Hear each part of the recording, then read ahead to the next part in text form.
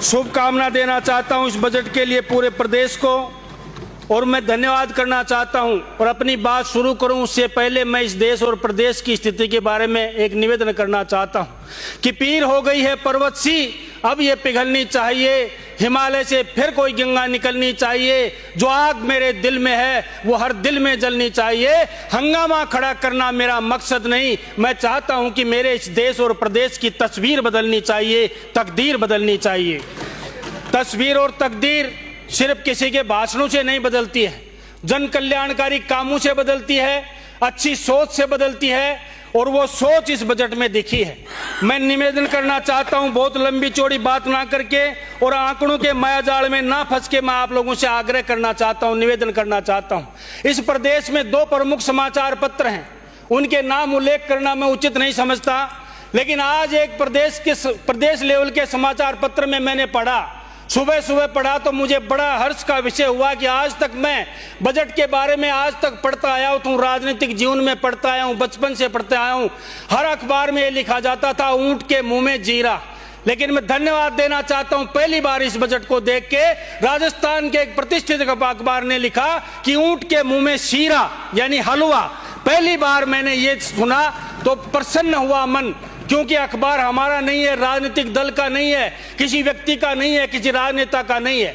और दूसरा शुभ संकेत मैं बताता हूं, सतयुग में, त्रेता में और द्वापर में जब भी कोई यज्ञ होता था और जब भी कोई अच्छा काम होता था तो ईश्वर खुश होके पुष्प वर्षा किया करते थे। आपको ध्यान दिलाना चाहता हूं, कल के बजट के बाद भगवान ने पुष्प वर्षा की जगह जल वर्षा करके अभिषेक किया, इस बजट का अभिषेक किया, राजस्थान के कल्याणकारी बजट का अभिषेक किया।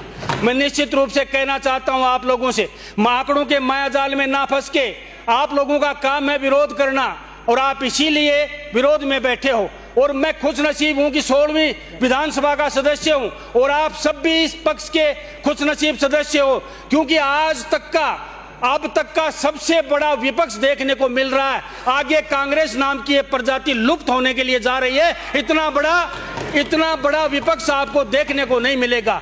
और बजट के भाषण के अंदर देखा होगा आपने, बजट भाषण के अंदर जब जब एक एक घोषणा हो रही थी, एक एक माननीय सदस्य उठ के अपनी लॉबी में जा रहे थे।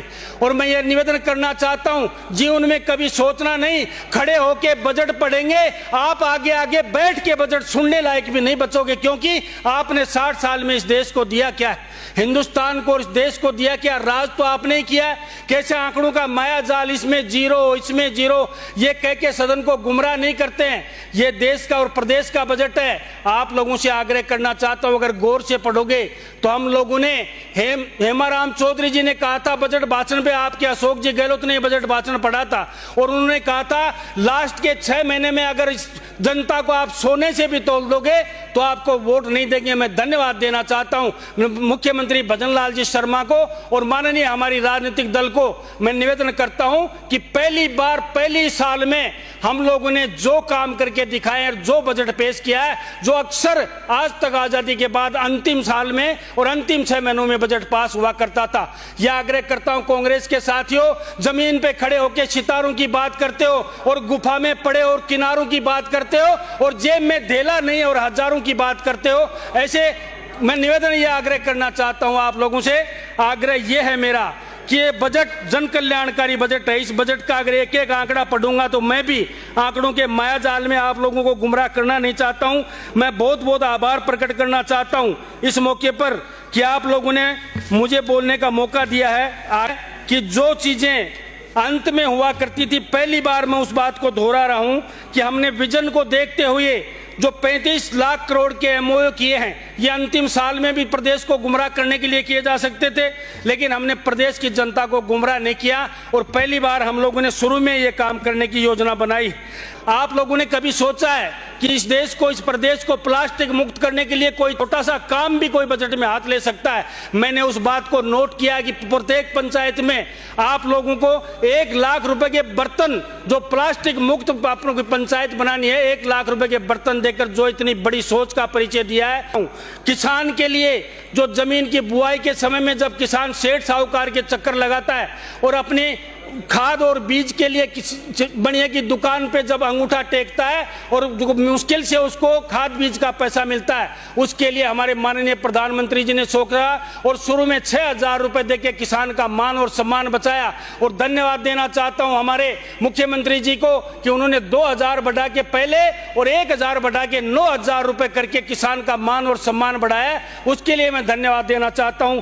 और प्रदेश में 150 यूनिट बिजली का उत्पादन, 150 यूनिट बिजली फ्री देके जो किसान का घर रोशन किया है, उसके लिए भी धन्यवाद देना चाहता हूं। बुजुर्ग को घर बैठे दवा पहुंचाना, पेंशन बढ़ाने का काम, एक से एक बढ़कर सौगात ऐतिहासिक बजट में मुख्यमंत्री भजनलाल जी शर्मा ने दिए हैं। अगर मैं मेरे व्यक्तिगत क्षेत्र की बात करूं तो आपका ध्यान आकर्षण करना चाहता हूं। मैंने पिछले 3 दिसंबर को जब हमारे को 1 साल पूरे हुए थे तो मैंने अपना एक रिपोर्ट कार्ड विधानसभा में पेश किया था, जो पूरे 12 महीने का मेरा रिपोर्ट कार्ड था 3 दिसंबर से 3 दिसंबर दूसरे तक। उसमें मेरे विधानसभा के अंदर 225 करोड़ के काम, जिनका फैक्ट फाइल मैंने विधानसभा के लोगों के सामने रखी थी, अगर 225 करोड़ के काम एक विधानसभा में होते हैं तो मैं निवेदन करता हूं, आपसे आग्रह करना चाहता हूं, पूरी विधानसभा 200 है, उनमें कितने काम हुए होंगे। आंकड़ों का मायाजाल दिखा के प्रदेश के बजट को सिर्फ रटी रटाई बात करके ये निराशाजनक बजट है, ये लोक कल्याणकारी बजट नहीं है, ये गरीब को गरीब करने का बजट है, ऐसा करके अगर हम लोग इस सदन को गुमराह करेंगे तो मैं समझता हूं कुछ काम होने वाला नहीं है। आप भी काम कीजिए, हमको भी काम करने दीजिए और अच्छे काम के लिए धन्यवाद निश्चित रूप से दीजिए। जब हम माननीय दिया कुमारी जी कह रही थी, जब हम 1.25 लाख नौकरी देने की बात करते हैं तो भी विपक्ष के सदस्य मैच नहीं थपथपाते हैं, हम 1.5 लाख प्राइवेट सेक्टर में नौकरी देने की बात करते हैं तो भी विपक्ष के सदस्य मैच नहीं थपथपाते हैं। इसका मतलब आपको सिर्फ और सिर्फ राजनीति करनी है, प्रदेश की तरक्की से कोई आपका लेना देना नहीं है। आपसे आग्रह करना चाहता हूं, और एक वरिष्ठ माननीय सदस्य ने कहा था कि जाते जाते आप लोग ये काम कर जाओगे, वो काम कर जाओगे। मैं इस सदन को कहना चाहता हूं और मेरे विपक्ष के साथियों से कहना चाहता हूं कि ये भारतीय जनता पार्टी और भारतीय जनता पार्टी की सरकार कहीं नहीं जा रही है और पूरे देश में 2047 तक इस देश का नवनिर्माण करके और आपको इस प्रदेश का नवनिर्माण करके ये सरकार यहां तक रुकने वाली है।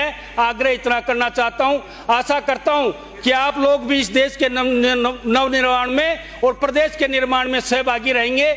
मैं आग्रह करता हूं, आप लोगों से एक निवेदन करता हूं कि सब लोग साथ देंगे तो एक प्रदेश मिलेगा आपको और आप लोगों को अच्छा एक प्रदेश की भौगोलिक स्थिति मिलेगी। इसलिए आग्रह, मेरा निवेदन इतना ही है। आप लोगों ने मेरी बात सुनी है, मेरा आग्रह सुना है, उसके लिए मैं पूरे सदन को और मेरे राजनीतिक दल को धन्यवाद देता हूं। इन्हीं शब्दों के साथ अपना कथन समाप्त करते हुए अपनी वाणी को विराम देता हूं। सबको राम राम, बहुत बहुत धन्यवाद।